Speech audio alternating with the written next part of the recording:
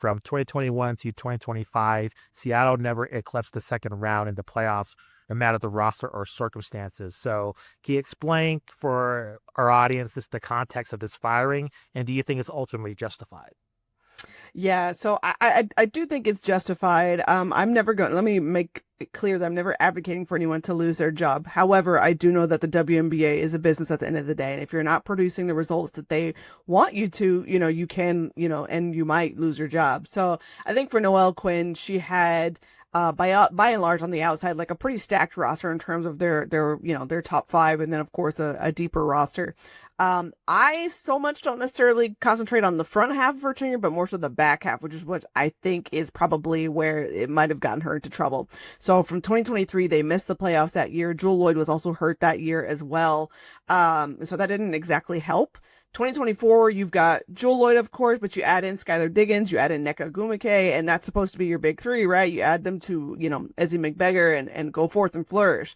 Unfortunately for Seattle, they were bounced in the first round of the playoffs, and that felt like just just take the air out the building, sort of situation for Seattle.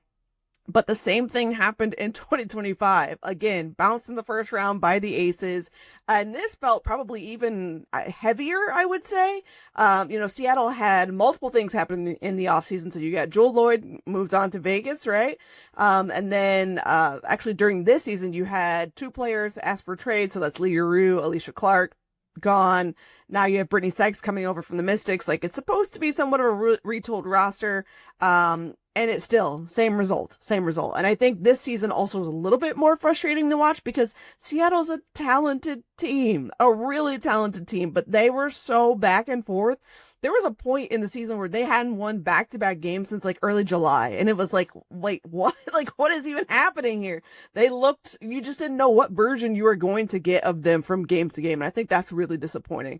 So if I'm Seattle's front office, it's like, hey, Noel, thank you so much. We appreciate you, but we unfortunately have to move in a new direction. So I wasn't particularly shocked at the parting of ways, maybe the timing, because it was only 3 days into Seattle's like off season, but it was something that was likely, writing on the wall. So I'll be very curious to see what sort of candidates they bring in to fill that role, because it's probably my assumption, and I could be wrong here, but typically when you have a new head coach there, it's a new head coach and a brand new coaching staff too. So you've got multiple roles you're probably going to want to fill.